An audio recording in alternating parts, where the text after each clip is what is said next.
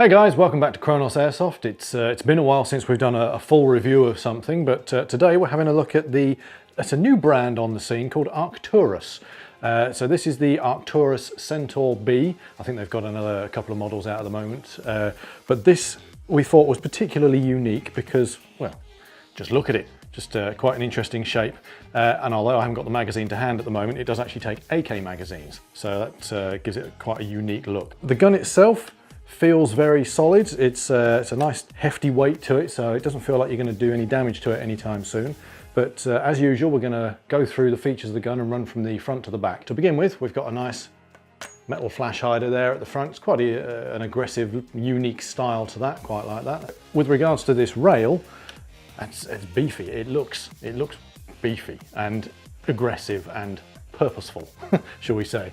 It is M-locked down the sides here, but you do also have your standard Picatinny rail on the bottom, and on the top you've got this monolithic rail all the way front to back with a bit of a break there, which is that's where one of the pins goes through to hold the two halves of the gun together. But otherwise, a lot of space for accessories there, a lot of bits and pieces.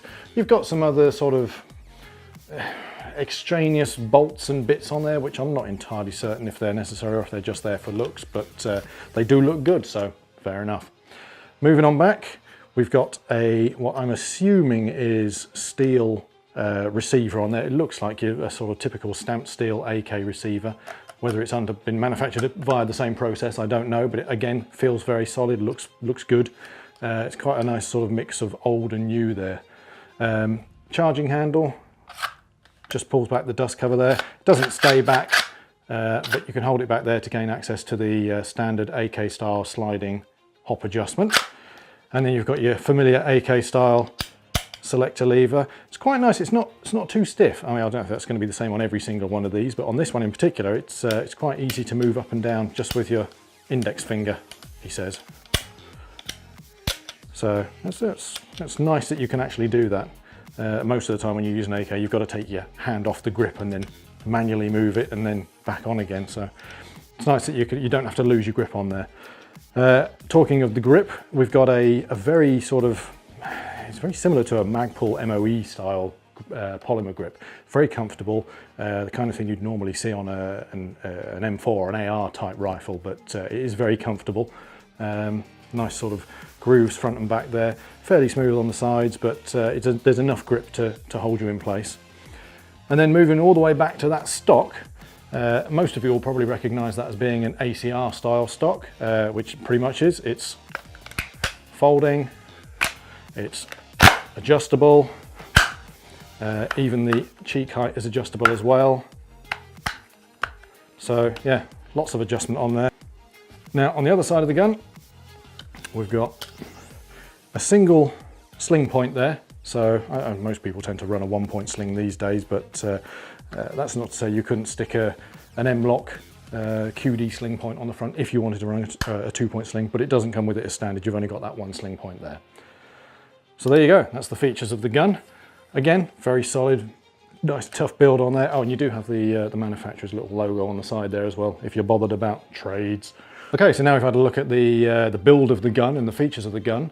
We've got our mid cap. Quite interestingly, in the box it actually comes with a mid cap and a high cap, both this Palm magazine style magazines. They feel solid enough. I think the mid cap also comes with a bit of a follower that pops up out the top there, so you're going to feed a few more BBs than usual, so that's a nice little touch there. But yeah, decent. It's decent of them to stick an extra magazine in the box. Not many manufacturers will do that for you. But anyway, let's go up on the range, see what FPS we're getting on there, and see how it fires. Okay guys, so we're up here on the short range, but we're just up here mainly to see what it fires like through the chrono and to just get a feel for how it fires in general in both semi and full auto. But we've got the mid-cap mag loaded up with ASG 0.2 blasters. Obviously for the chrono test it's got to be 0.2s, but let's see how we do. So we'll chrono it first.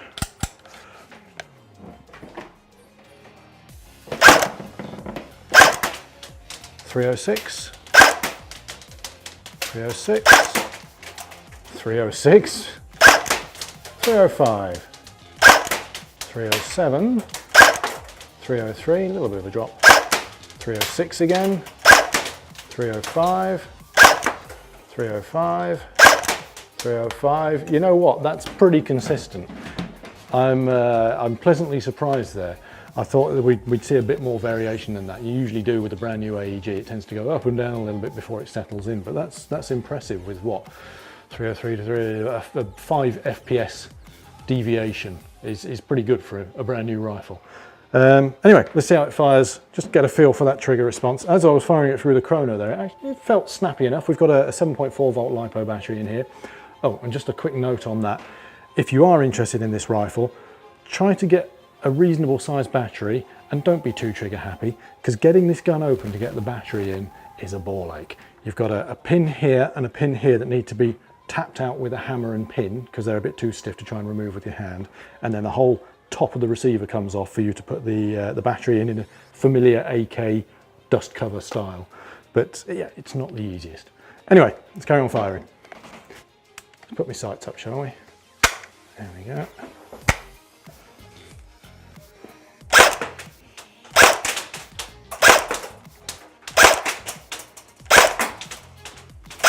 Yeah, on a 7.4, to be honest, that's snappy enough. That's kind of about the best I can hope for from a 7.4. Obviously sticking 11.1 in there, it's going to be a bit snappier. However, there's no MOSFET or anything in here, so you are going to run the risk of potentially burning out those trigger contacts a bit quicker, possibly damaging the gears in the gearbox. So a 7.4 seems to do just fine. But let's see what the rate of fire is like. That'll give us the true indication.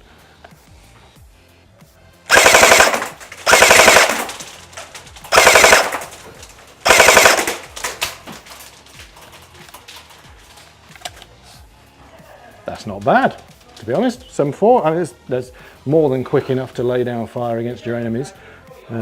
Yeah, I don't find that too bad at all.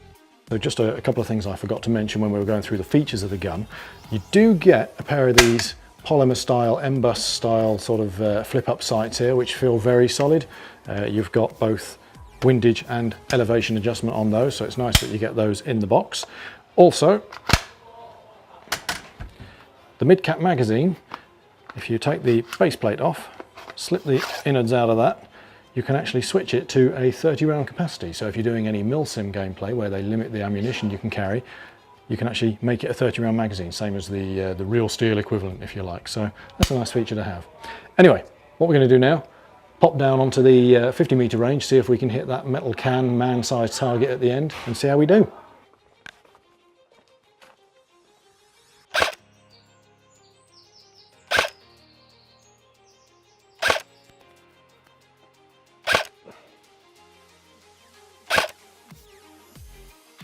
Oh, bit of a hit.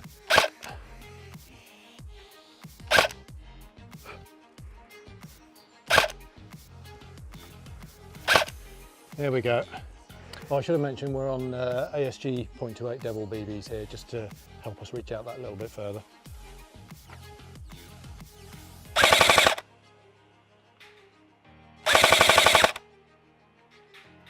Well, it's definitely getting out there and we're getting some hits.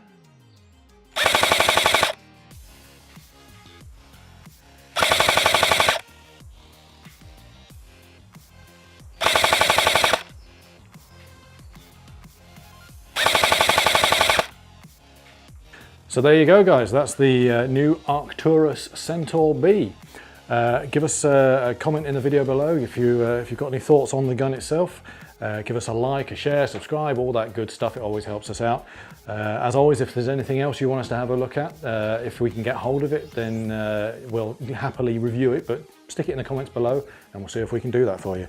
But until then, this is Chrono Airsoft, and we'll see you next time.